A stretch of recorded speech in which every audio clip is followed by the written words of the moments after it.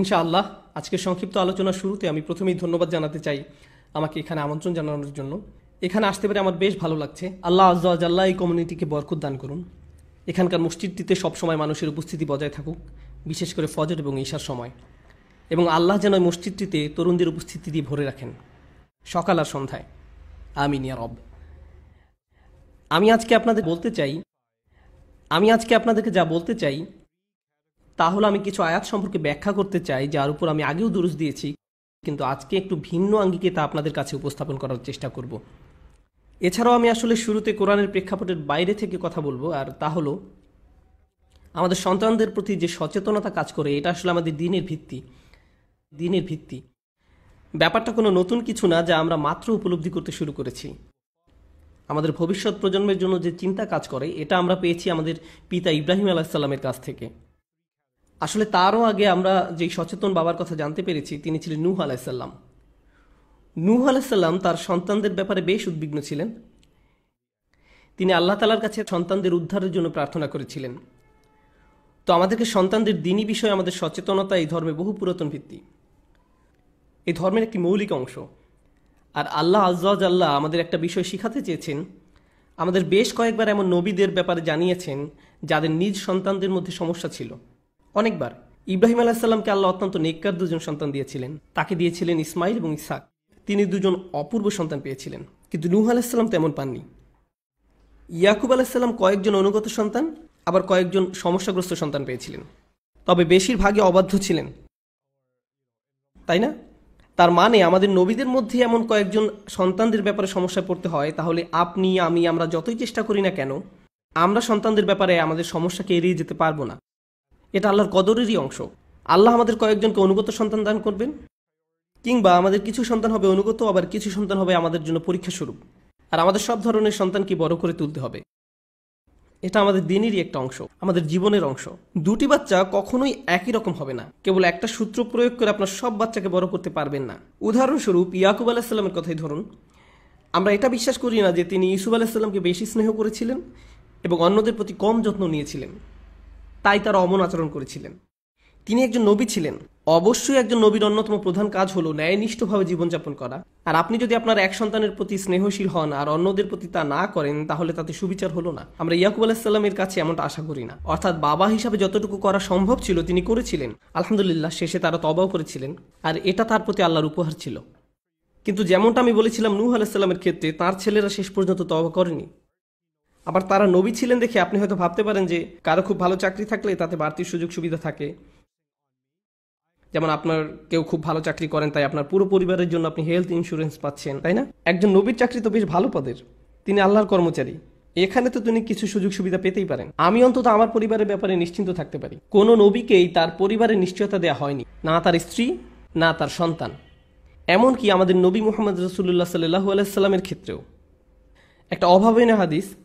আপনারা দেখবেন যে তিনি যখন তার সন্তানদের সঙ্গে কথা বলছেন, ফাতিমাতুজ জাহরা রাদিয়াল্লাহু তাআলার সঙ্গে, তিনি বলছেন, ফাতিমা, মুহাম্মাদের কন্যা, আল্লাহর ব্যাপারে সতর্ক হও, আল্লাহর ব্যাপারে সাবধান থাকো, কারণ আল্লাহর সামনে আমি তোমাকে কোনো সাহায্য করতে পারবো না।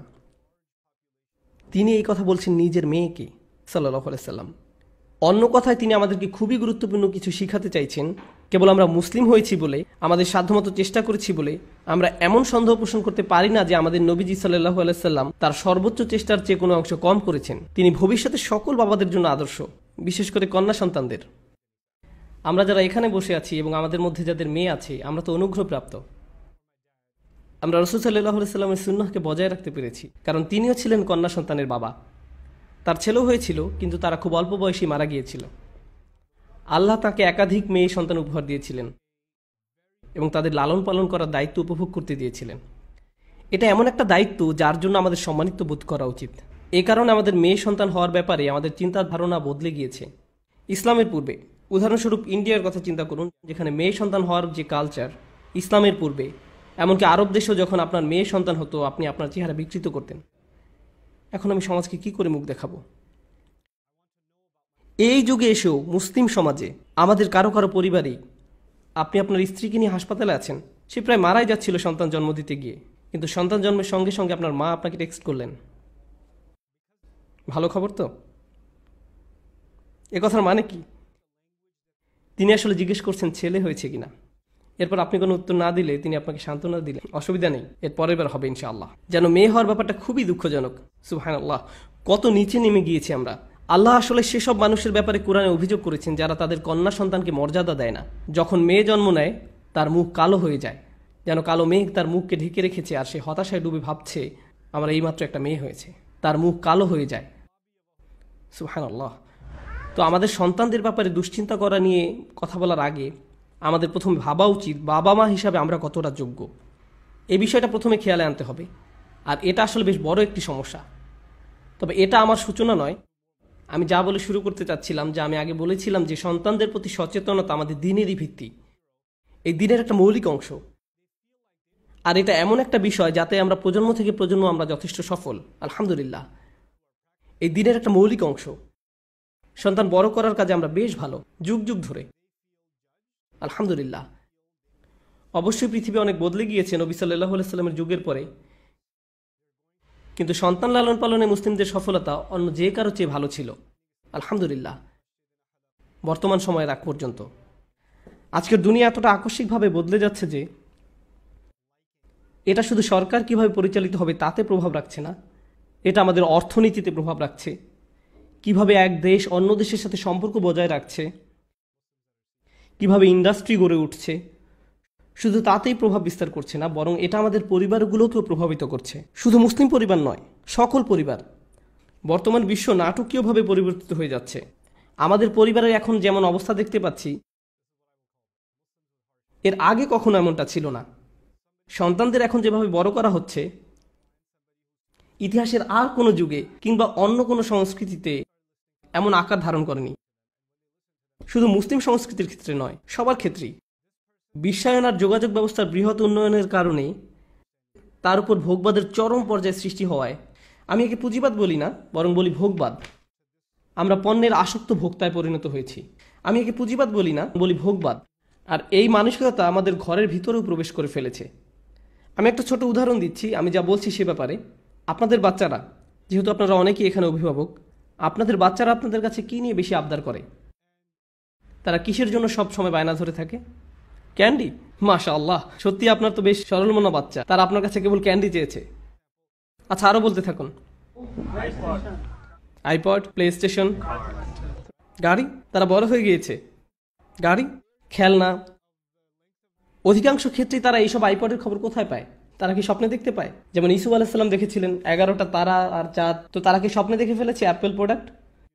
কেন আব্বু, আমি দেখেছি যে একটা অ্যাপেল একটা ফোনের পরে। এই স্বপ্নের মানে কি? এই স্বপ্নের মানে কি? না না, তারা কোথায় দেখেছে আইফোন? হয় তাদের বন্ধুর কাছে আছে এসব, অথবা টিভিতে দেখেছে।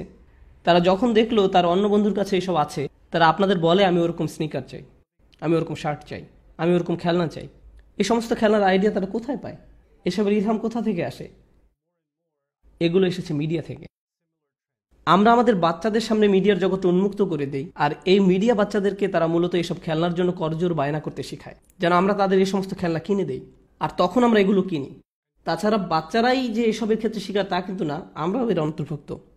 আমরা যেসব ব্র্যান্ডের জামা পরি, আপনি আসলে নিজেকে খুব হাই ক্লাস মানুষ ভাবতে শুরু করেন। হঠাৎ করে যখন আপনি একটা দামি ঘড়ি পরেন, হঠাৎ যেন আপনার মনে হতে থাকে সব মানুষের ভিড়ে আপনার মান মর্যাদা বেড়ে গিয়েছে। যেই মুহূর্তে আপনি অ্যাপেল স্টোর থেকে একটা আইফোন হাতে নিয়ে বেরিয়ে আসলেন, হঠাৎ যেন আপনার নিজেকে খুব হ্যান্ডসাম লাগে। কিছু একটা তো হয়েছে। আমি বুঝতে পারছি না আমি কীভাবে এত কুল হয়ে গেলাম। এটা জাস্ট হয়ে গেল। আমরা আসলে ভেবে নেই মানুষ হিসাবে আমাদের মর্যাদা বেড়ে গিয়েছে এসব পণ্যের ক্রেতা হয়েছি বলে। আর আপনি যদি কোনো ব্র্যান্ডের কাপড় না পরেন, অথবা ওই ফোনটা যদি আপনার না থাকে, আপনার যদি এই খেলনাটা নেই অথবা ওই খেলনাটা নেই, কোনো কারণে আপনি অন্যদের সমমান সম্পন্ন নন, অন্যরা আপনার চেয়ে ভালো, শুধু এই কারণে যে তাদের হাতে যেটা আছে সেটা আপনারটার থেকে ভালো।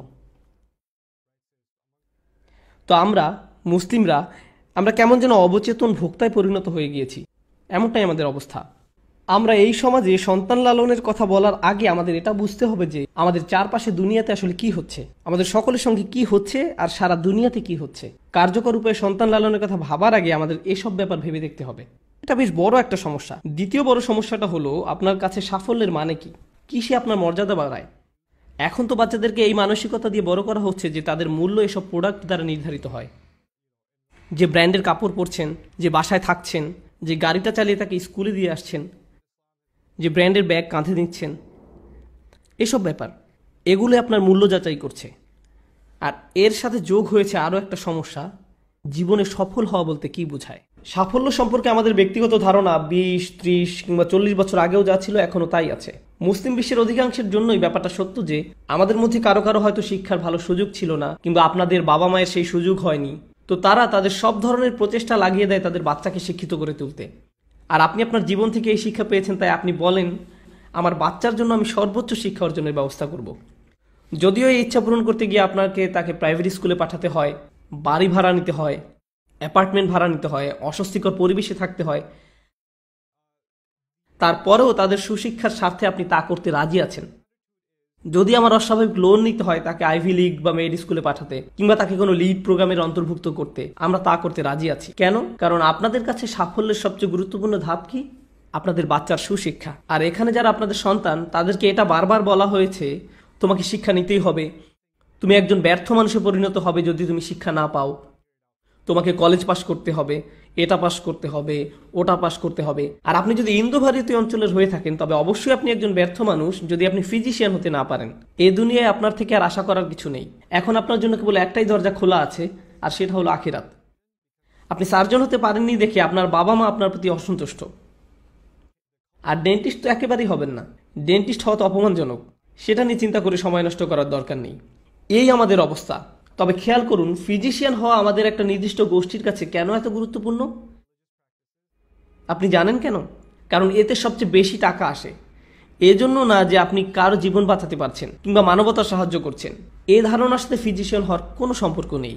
যদি ডাক্তার আর বাস ড্রাইভারদের বেতন সমান হতো তবে দেশি কমিউনিটি বাচ্চাকে ডাক্তার বানানোর জন্য এত লাফালাফি করতো না।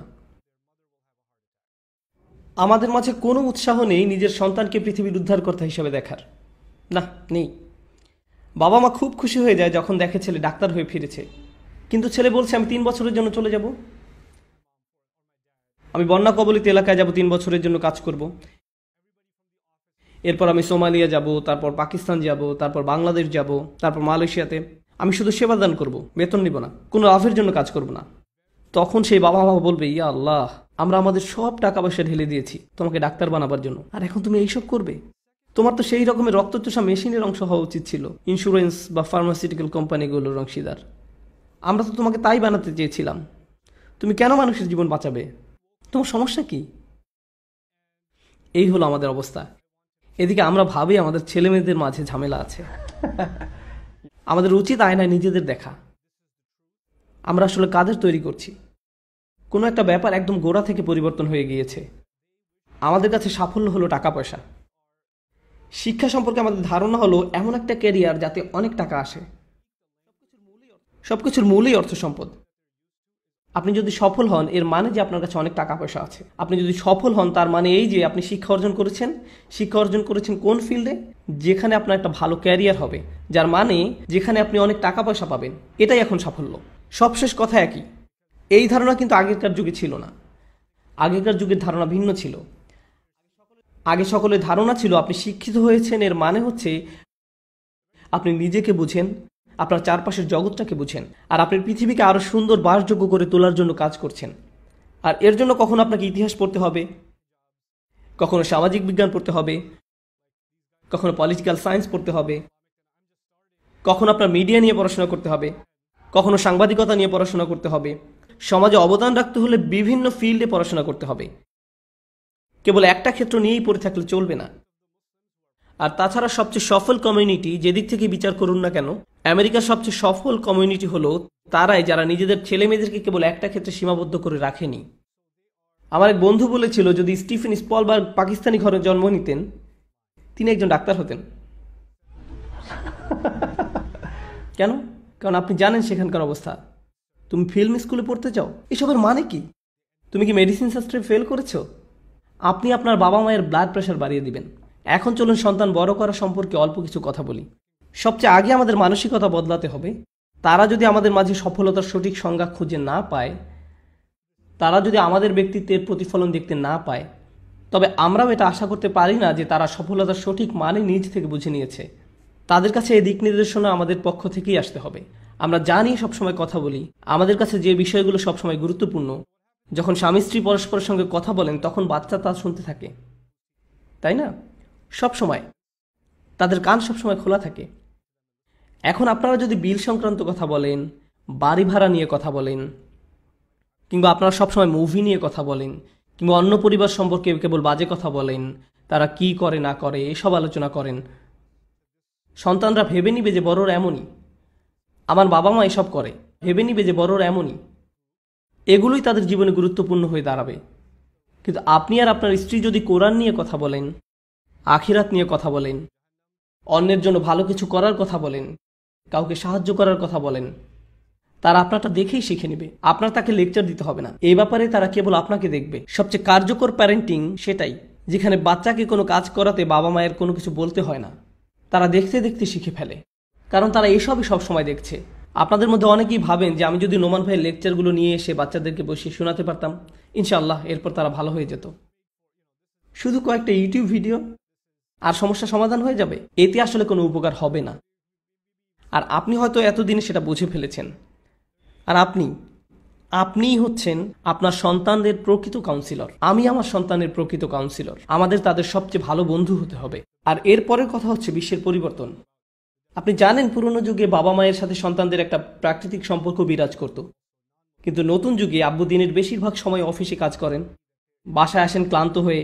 আর যে সময় তিনি ক্লান্ত হয়ে বাসায় আসেন তখন অধিকাংশ বাচ্চাই ঘুমিয়ে পড়েছে। আর যখন তিনি অফিসে যান বাচ্চারা তখনও ঘুমিয়েই থাকে। আর তেমন যদি নাও ঘটে, তিনি হয়তো যাওয়ার আগে বাচ্চাদের 5 মিনিটের জন্য দেখতে পান, যখন তারা ব্রেকফাস্ট করছে। তিনিও চলে যান, তারাও চলে যায়। তার মানে 7 দিনের মাঝে 5 দিনই বাবা আর বাচ্চার মাঝে কোনো কথোপকথন হয় না। তাও যদি হয় সেটা, তুমি হোমওয়ার্ক শেষ করেছো, আচ্ছা যাও আমার জন্য পানি নিয়ে আসো, এতটুকুই। এর মাঝেই সীমাবদ্ধ। তারপরে আসে ছুটির দিন। কিন্তু ছুটির দিনগুলোতে এখানে দাওয়াত থাকে, ওখানে পার্টি থাকে, আপনার 12টা পর্যন্ত ঘুমানো লাগে, বাসার কিছু কাজ করতে হয়, ইত্যাদি ইত্যাদি। আপনি তখনও সন্তানদের সঙ্গে সময় কাটান না, তাদের সঙ্গে সত্যিকারের কথাবার্তা বলেন না, তাদের সাথে আপনার আসলে কোনো যোগাযোগই নেই। এটাই মূল সমস্যা। আমাদের বাচ্চাদের জন্য সময় বের করে নিতে হবে সপ্তাহের মাঝে আর সপ্তাহের শেষে।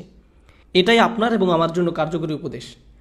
আমাদের সন্তানদের জন্য সময় খুঁজে নিতে হবে, কেবল তাদের কথা বলার জন্য, কেবল তাদের সাথে কথা বলার জন্য। শুধু শুনুন তারা কি বলছে আর কথা বলুন তাদের সাথে। আমাদের উচিত তাদের জীবনের একটা অংশ হওয়া, তাদের জীবনের একটা বড় অংশ হওয়া। আপনাদের অনেকের ক্ষেত্রেই আপনাদের সন্তানদের কাছে আপনাদের একমাত্র ভূমিকা হলো আপনি বাড়ির একটা দেয়ালের মতন। এটা সবসময় থাকে, কিন্তু এর সাথে কেউ কথা বলে না।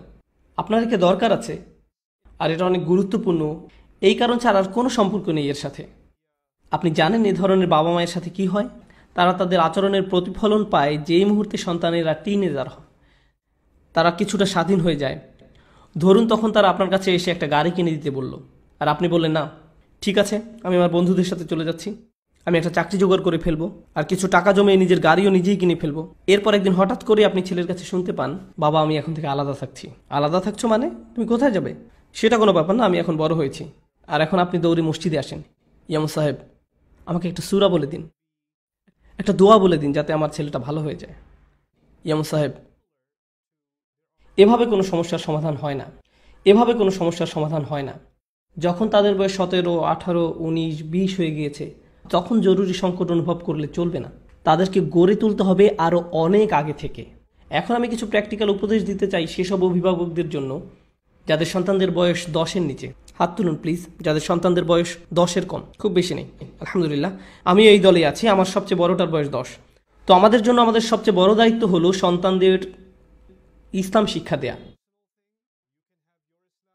আমাদের পক্ষ থেকে তাদের ইসলাম শিক্ষা দেয়া। যখন নবী আলাইহিস সালামরা দ্বীন শিক্ষা দিতেন, তারা সকলের জন্য তা করতেন, তারা সকলের জন্য তা করতেন। আল্লাহ সুবহানাহু ওয়া তাআলা যখন বাচ্চাদের ইসলাম আর কোরআন শিক্ষা নিয়ে কথা বলেছেন, বাচ্চাদের শেখার বা উপদেশ গ্রহণ করার কথা তিনি খুব কম সময় উল্লেখ করেছেন, কিন্তু যখন তিনি এ সম্পর্কে বলেছেন সেটা সবসময় বাচ্চাদের বাবা মায়ের কাছ থেকে। কথাটা আবার খেয়াল করুন, আল্লাহ যখনই কোরআনে বাচ্চাদের সঠিক পথ প্রাপ্ত হওয়ার কথা বলেছেন সেটা সবসময়ই বাবা মায়ের পক্ষ থেকে হয়েছে, আর অভিভাবকদের মধ্যে থেকে তা সবসময়ই বাবার তরফ থেকে। কারণ মা তো সর্বক্ষণই বাচ্চার পাশেই থাকেন। একজন মাকে কোনো অতিরিক্ত কষ্ট পোহাতে হয় না বাচ্চার পাশেই থাকার জন্য, কিংবা বাচ্চার সবসময় খেয়াল রাখতে, কিংবা তাকে উপদেশ দিতে। একজন মাকে কখনো মা হওয়ার ব্যাপারে ট্রেনিং নিতে হয় না। এটা প্রকৃতগতভাবেই হয়ে থাকে। আল্লাহ তাদের মাঝে এই অনুভূতিই দিয়ে রেখেছেন। অন্যদিকে বাবাদের অবস্থা শোচনীয়। আমাদের একটা ট্রেনিংয়ের মধ্যে দিয়ে যেতে হয় সত্যিকারের বাবা হওয়ার জন্য। প্রকৃতিগতভাবে আমাদের মাঝে এই অনুভূতি আসে না। কেবল আপনার সন্তান জন্ম নিয়েছে বলেই যখন একজন মা তার সন্তানকে জন্ম দেন, তার সব আবেগ অনুভূতি বদলে যায়, মুহূর্তেই সব বদলে যায়।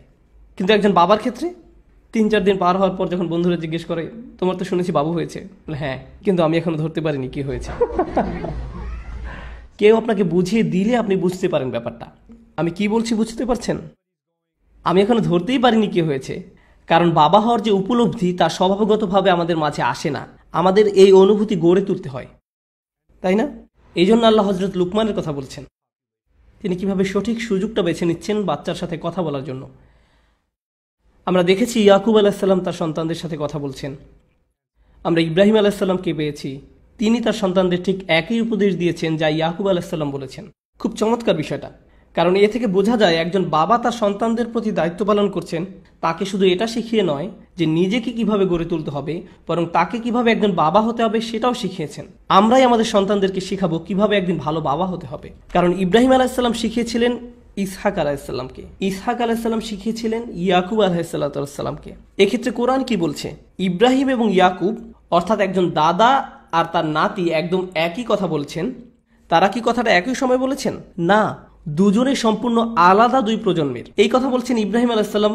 ইব্রাহিম আলাইহিসসালাম বলেছিলেন ইসমাইল এবং ইসহাক আলাইহিসসালামকে। ইয়াকুব আলাইহিসসালাম বলেছিলেন তার 11 জন সন্তানকে। কিন্তু তারা অবিকল একই কথা বলেছেন, হে আমার সন্তানগণ, নিশ্চয়ই আল্লাহ তোমাদের জন্য এই ধর্মকে মনোনীত করেছেন, কাজেই তোমরা মুসলমান না হয়ে কখনো মৃত্যুবরণ করো না। কি অদ্ভুত সুন্দর! আল্লাহ বলছেন দাদা আর নাতি একই উপদেশ দিচ্ছেন। কেন? কারণ একই তারবিয়াহ বংশানুক্রমে চলে এসেছে। এই তারবিয়াহ কিভাবে একজন ভালো সন্তান হতে হবে শুধু সে বিষয় নয়, বরং এক সময় কিভাবে একজন ভালো বাবা হতে হবে তা নিয়ে। এটা সেই তারবিয়ার বৈশিষ্ট্য।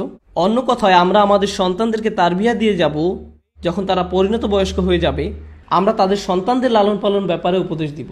আর আমরা যদি আমাদের দায়িত্ব সঠিকভাবে পালন করতে পারি, আমরা যদি পেছনে ফিরে তাকাই, দেখব আমাদের অনেকের বাবা মা আমাদের প্রতি দুর্ব্যবহার করেছেন। অনেকের বাবা মা এমন ছিলেন, তারা তাদের বাচ্চাকে গালিগালাজ করতেন, তিরস্কার করতেন, অপমান করতেন। তাই যখন তাদের সন্তানের বাচ্চা হয়, তারা বলে আমি আমার বাবার চেয়ে ভালো বাবা হব, আমার বাবার মতো আমি হব না, আমি আমার বাচ্চাকে খুব ভালোবাসবো, আমি তার জন্য এই করব সেই করব। কিন্তু আমরা শেষে ঠিক আমাদের বাবার মতনই হয়ে যাই। সত্যিটা শুনতে আমরা পছন্দ করি বা না করি, কোনো না কোনোভাবে ঠিক তাই ঘটে। তো আমরা এখনো শিখছি প্রজন্মের পর প্রজন্মের প্রভাব। যদি আমরা আমাদের কাজ ঠিকমতো করতে পারি, তবে এটা ছাড়াও এখানে একটা গুরুত্বপূর্ণ প্রশ্ন আছে। ইব্রাহিম আলাইহিসসালাম আর ইয়াকুব আলাইহিসসালামের সন্তানেরা কি সমগুণ সম্পন্ন ছিলেন? ইব্রাহিম আলাইহিসসালামের সন্তান কে ছিলেন? ইসমাইল আর ইসহাক।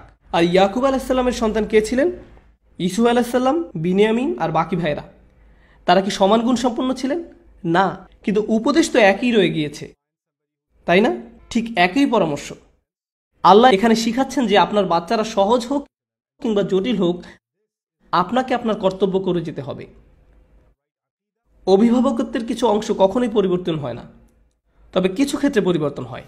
কিন্তু এ বিষয়ে অভিভাবকত্বের কোনো রূপান্তর ঘটবে না। আপনার সন্তানকে আপনার দ্বীনের শিক্ষা দিতেই হবে।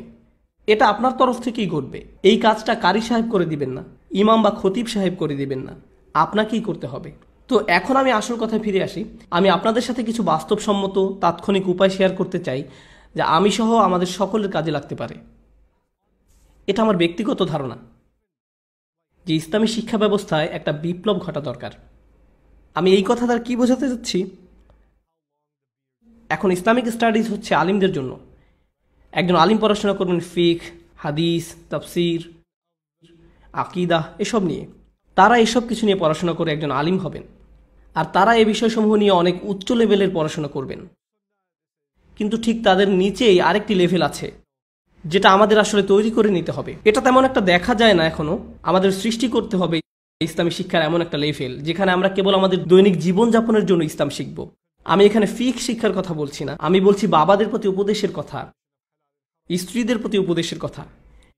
এরকম একটা কারিকুলাম, কিভাবে একজন ভালো মুসলিম স্ত্রী হতে হয়, কিভাবে একজন ভালো মুসলিম স্বামী হতে হয়, কিভাবে একজন ভালো মুসলিম বাবা হতে হয়, কিভাবে একজন ভালো মুসলিম ছেলে হতে হয়, ভালো মেয়ে হতে হয়, আল্লাহ কি কি উপদেশ দিয়েছেন এই ব্যাপারে আমাদের একজন ভালো মানুষে পরিণত করার উদ্দেশ্যে। এটাই হলো শিক্ষা।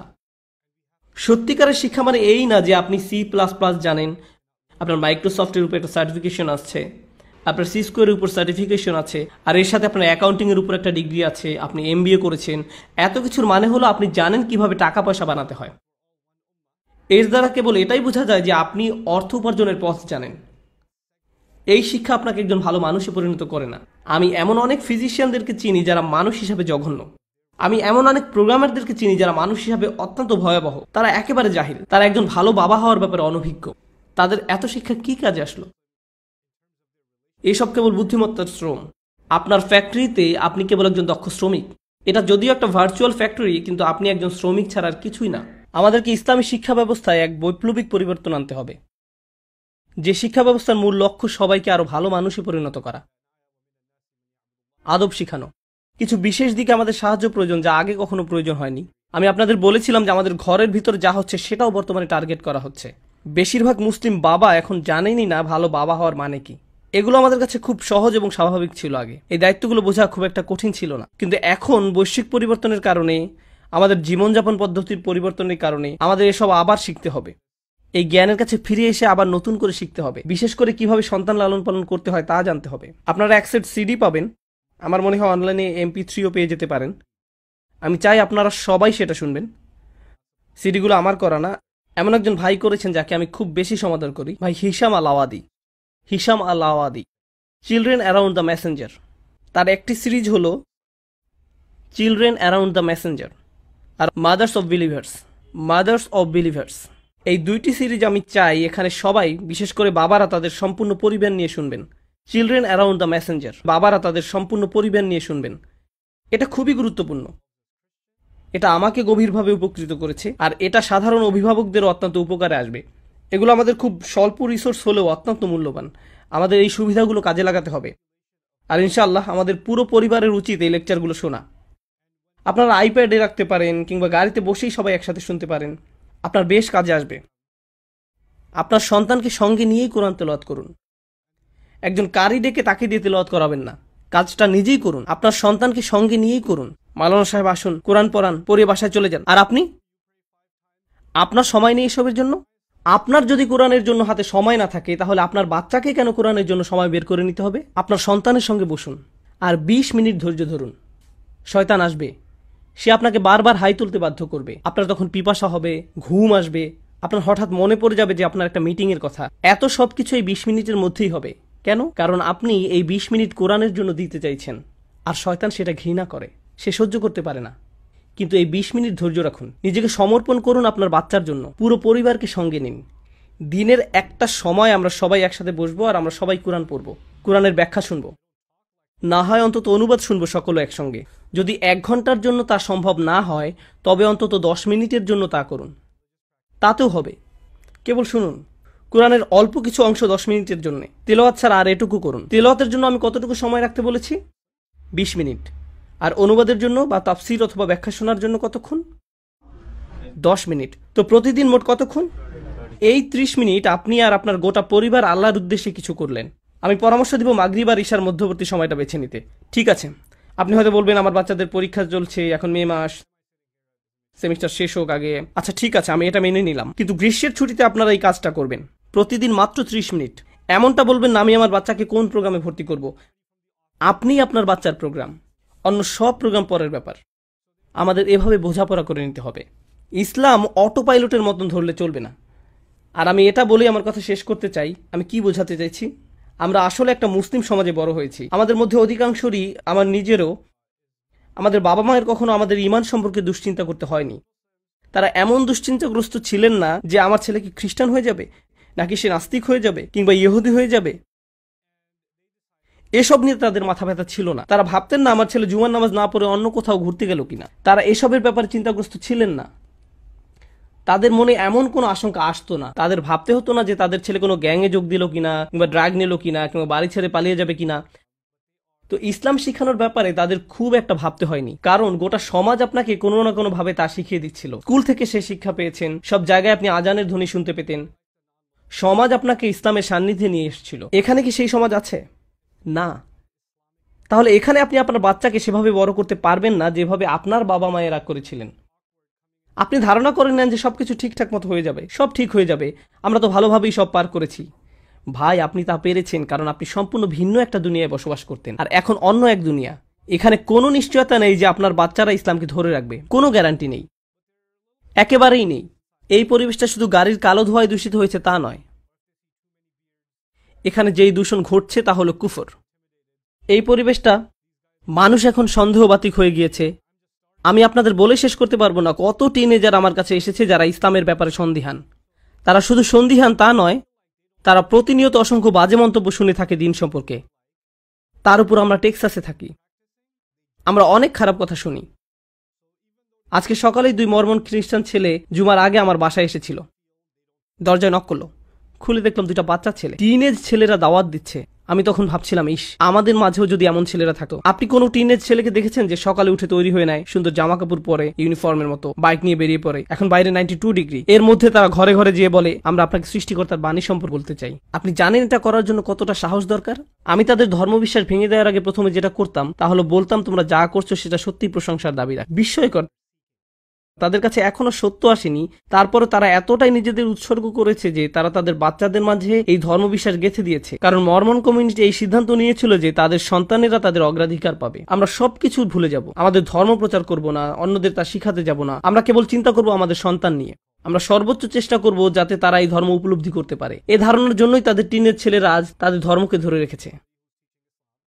আর আমি বসে বসে তাদের সাথে কথা বলছিলাম। তারা বিশ্বাস করে তাদের বই হচ্ছে সৃষ্টিকর্তার বাণী, আর এটা অলৌকিক। আমি ভাবছিলাম, ওয়াও, এটা কোনো অলৌকিক বাণী নয়, কিন্তু আমি তোমাদের আত্মনিবেদনের প্রশংসা করি, আমি সত্যি এর তারিফ করি। আমি বলছি না চলুন সবাই আমরা মর্মন হয়ে যাই কিংবা ওদের মতো হয়ে যাই। আমি শুধু বলছি, ভাই, আপনি যদি কোথাও ভালো কিছু দেখেন আপনার সেটা তারিফ করা উচিত। আর তাদের এমন কিছু ভালো গুণ রয়েছে যেগুলোর প্রশংসা করা উচিত। আমাদের অন্যান্য কমিউনিটি থেকে শেখার আছে। আর আমি বলছি, খুব দ্রুতই পৃথিবীর দৃষ্টিকোণ বদলে যাচ্ছে। যারা সৃষ্টিকর্তায় বিশ্বাস করে তারা থাকবে একদিকে, আর যারা সৃষ্টিকর্তায় বিশ্বাস করে না তারা থাকবে অন্যদিকে। এখন আমাদের নিজেদের মধ্যেই মতনৈক্য রয়েছে, বিভিন্ন মাযহাবের মধ্যে, মুসলিম আর খ্রিস্টানদের মধ্যে, হিন্দুদের মধ্যে, ইত্যাদি ইত্যাদি ইত্যাদি। কিন্তু খুব শীঘ্রই গোটা পৃথিবী 2 লাইনে বিভক্ত হয়ে যাবে। আমি কোনো সৃষ্টিকর্তায় বা কোনো ধর্মে বিশ্বাস করি না, এবং আমি একজন সৃষ্টিকর্তায় বিশ্বাস করি। এই পরিবর্তনই আগামীতে হতে যাচ্ছে। যুক্তরাষ্ট্রের প্রত্যেকটা কোণে কোণে এই পোলারাইজেশন ঘটছে, আর এটা দাবানলের মতো ছড়িয়ে পড়ছে। খবরদার এক মুহূর্তের জন্য ভাববেন না এই পরিবর্তন মুসলিম সমাজকে প্রভাবিত করবে না। করবে, অবশ্যই করবে। অভিভাবক হিসাবে আমাদের কোরআন শিখতে হবে, আমাদের সন্তানদের জন্য নয়, নিজেদের জন্য। আমাদের কোরআন পড়তে হবে আর এতটাই ভালোবাসতে হবে কোরআনকে যে আপনার বাচ্চারা বড় হতে হতে জানবে, আমার বাবা, কেউ যদি তাদের জিজ্ঞেস করে তোমার বাবা কি করতে ভালোবাসতেন, তারা বলবে আমার বাবা কোরআন পড়তে ভালোবাসতেন। তিনি সবসময় কোরআনের কথা বলতেন। আমি কোরআন সম্পর্কে যেসব জেনেছি তার অধিকাংশই আমার বাবার কাছ থেকে জেনেছি। তিনি সবসময় কোরআনের ব্যাখ্যা শুনতেন, সবসময় আমাকে আরো বেশি তিলাওয়াত করতে বলতেন। তিনি এটা সবসময় মুখস্থ করতেন, তিনি এর তেলাওয়াত শুনতে ভালোবাসতেন। আমাদের নিজেদেরকে কোরআনের জাতি হিসাবে গড়ে তুলতে হবে। কেন? কারণ নবী সাল্লাল্লাহু আলাইহি সাল্লামকে সন্দেহগ্রস্ত মানুষেরা ঘিরে রেখেছিলেন, ঠিক যেমনটা আমাদেরকেও সন্দেহগ্রস্ত মানুষেরা ঘিরে রেখেছে। এবং সেই সময় একমাত্র জিনিস যেটা আপনাদের বিশ্বাস অটুট রাখবে সেটা কি? কোরআন, আল্লাহর বাণী। এটা তাদের দৃঢ় পদ রেখেছিল। আমাদের আবার সে জাতিতে পরিণত হতে হবে। আমরা এবং আমাদের সন্তানেরা, আমরাই হব কোরআনের নতুন প্রজন্ম। আমাদের জীবনের কেন্দ্রবিন্দুতে কোরআন থাকতে হবে। দিনে 30 মিনিট করে পড়া শুরু করুন, কেবল 30 মিনিট। কিন্তু এখানে যারা অভিভাবক, আমি জানতে চাই না আপনার বয়স 45, 55, 65 নাকি 75, যাই হোক না কেন, কোরআন মুখস্থ করুন। মুখস্থ করা শুরু করে দিন। আল্লাহ কোরআনের উপর কোনো বয়স সীমা রাখেননি। আল্লাহ সেটা করেননি, আপনি করেছেন। আপনি আল্লাহকে দেখান যে আপনি তার বইকে ভালোবাসেন, আর তখনই আল্লাহ আপনার জীবনে বরকত ঢেলে দিবেন, যা আপনি কখনো আশা করেননি। আপনার এখন অন্য কাউকে জিজ্ঞেস করতে হয় কিভাবে সন্তান লালন পালন করবেন, কিন্তু আল্লাহ নিজেই আপনাকে সেই উপদেশ দিবেন তার বইতে। তিনি আমাদেরকে আমাদের সব প্রশ্নের উত্তর দিয়ে দিচ্ছেন তার বইতে। আমাদের অবশ্যই এই বইয়ের সঙ্গে একটা সম্পর্ক থাকা উচিত। আমি আপনাদের বলছি, আমাদের মুসলিম সমাজে অধিকাংশ সমস্যা এই জন্যই সৃষ্টি হয়েছে যে আমরা কোরআন থেকে বিচ্ছিন্ন হয়ে পড়েছি। আমাদের এই বইয়ের জন্য কোনো অনুভূতি নেই, কোনো ভালোবাসা নেই, কোনো সম্পর্ক নেই। আমরা উপদেশ নেওয়ার জন্য এর কাছে যাই না। আমরা প্রতিদিনের তেলাওয়াত করি না, মুখস্থ করি না। আমরা এই বই আরো বেশি বেশি বোঝার চেষ্টাও করি না, অনুরাগ দেখাতে পারি না। আল্লাহ তার বাণী পাঠিয়ে এই উম্মতকে কতটা সম্মানিত করেছেন, অথচ আমরা এই বাণীর প্রতি যথেষ্ট ভালোবাসা দেখাতে পারিনি। আমরা যদি তা পারি, আমি বলছি আপনাদের সকল সমস্যা দূর হয়ে যাবে। আল্লাহ সুবহানাহু ওয়া তাআলা বলছেন, যখন আহলে বাইতদের কথা বলেছেন, তিনি বলেন তারা যদি কেবল তাওরাত আর ইনজিলকে দৃঢ়ভাবে প্রতিষ্ঠিত করত, তাহলে তারা উপর এবং নিচ থেকে আহার করত। তাদের দুনিয়া তাদের জন্য জান্নাত হয়ে যেত, কেবল যদি তারা তাওরাত আর ইনজিল প্রতিষ্ঠিত করত। তাহলে আল্লাহ এখানে আমাদের কি বলেছেন? আমরা প্রতিষ্ঠিত করব কোন বইটি? কোরআন। তা করলে আমরা উপর এবং নিচ থেকে আহার করব। আল্লাহ এই দুনিয়াকে জান্নাতে পরিণত করে দিবেন। শুধু তার কিতাবের দিকে ফিরে আসুন। এটাই অভিভাবকদের প্রতি আসল উপদেশ। আমরা আমাদের সন্তানদের কাছে যে স্মৃতি রেখে যেতে চাই, আমার বাবা ভিডিও গেমস ভালোবাসতেন, মুভি দেখতে ভালোবাসতেন, কিন্তু সব কিছুর চেয়ে তিনি বেশি কোরআন ভালোবাসতেন। তিনি বাস্কেটবল খেলতেও খুব পছন্দ করতেন, কিন্তু তার চাইতেও কোরআন বেশি ভালোবাসতেন। কোরআন ছিল তার সত্যিকারের ভালোবাসা। আর তিনি এটা নিশ্চিত করেছেন আমরাও কোরআনকে সেভাবে ভালোবাসি। তিনি কোরআন থেকে গল্প বলে শোনাতেন, আমাদের এখান থেকে উপদেশ দিতেন। আপনারা আপনার বাচ্চাদেরকে কোরআন থেকে আকর্ষণীয় গল্প বলে শোনান। আর আপনি পারবেন না তাদেরকে সেসব গল্প বলতে যদি আপনি নিজেই না এর প্রতি কোনো আকর্ষণ অনুভব করেন। আপনি যদি সেসব গল্পে নিজেই মুগ্ধ না হন, তবে আপনি আপনার বাচ্চাদের চমৎকৃত করতে পারবেন না। কিন্তু ভাই, তাদের শৈশবকাল আপনি, অন্য কেউ নয়, আপনাকেই কোরআন থেকে তাদের গল্প বলে শোনাতে হবে। আপনাকে এই কাজটা করতে হবে। আমি সেদিন আমার এক মেয়েকে ইসু আলাইহিস সালামের গল্প শোনাচ্ছিলাম, আর আমি গল্পটা শেষ করিনি। সেই 4 দিন ধরে বারবার জিজ্ঞেস করছে, আব্বু এরপর কি হলো? আচ্ছা, এরপর তাকে জেলে পাঠানো হলো। তারপর কি হয়েছে এখন বলবো না, পরে বলবো। আজকে হোটেলে যাওয়ার পথে তাকে বলবো ইনশাআল্লাহ জেলে পাঠানোর পর কি হলো। কিন্তু আমাদের এই গল্পগুলো সৃজনশীলভাবে মজা করে বাচ্চাদের শোনাতে হবে। আর গল্পগুলো অসম্ভব সুন্দর, অসাধারণ বৈশিষ্ট্যপূর্ণ। বিশেষ করে আপনি যখন কোরআনের দৃষ্টিকোণ থেকে তা পড়েন, খুব সুন্দরভাবে গল্পগুলো বর্ণনা করা হয়েছে। আল্লাহ সুবহানাহু ওয়া তাআলা আমাদের কোরআনের জাতি হওয়ার তৌফিক দান করুন। আমাদের সামর্থ্য দিক যেন আমরা তা আমাদের সন্তানদের মাঝে গেঁথে দিতে পারি। আমাদের সন্তানদের সঙ্গে সৎ, সরাসরি এবং খোলামেলাভাবে আলোচনা করুন। তাদের জিজ্ঞাসা করুন তারা স্কুলে কি শুনছে, তারা কি কি সমস্যা হয়। তারপর নিজেই আল্লাহর বইয়ে তার সমাধান খুঁজুন। তুমি জানো তোমার বন্ধু যে তোমাকে কথাটা বলল, তুমি যে বাজে জিনিসটা দেখলে, আল্লাহ এই সম্পর্কে কি বলছেন? চলো তোমাকে দেখাই। আক্ষরিকভাবে বাচ্চাদের দেখিয়ে দিন কিভাবে আল্লাহর কাছে সমাধান খুঁজতে হয়। আমাদের এই কাজটাই করতে হবে। আমাদের এমন প্রজন্ম গড়ে তুলতে হবে। আল্লাহ সুবহানাহু ওয়া তাআলা আমাদের সকলকে এই কাজটা করতে সাহায্য করুন। প্রত্যেক মুসলিমের জীবনে বরকত ঢেলে দিন। আল্লাহ যেন আরো বরকতের উপর বরকত ঢেলে দিন। আমাদের কোরআনের প্রতি ভালোবাসা, অনুরাগ, সময় আর আত্মনিবেদনের জন্য আমাদেরকে বরকত দান করেন।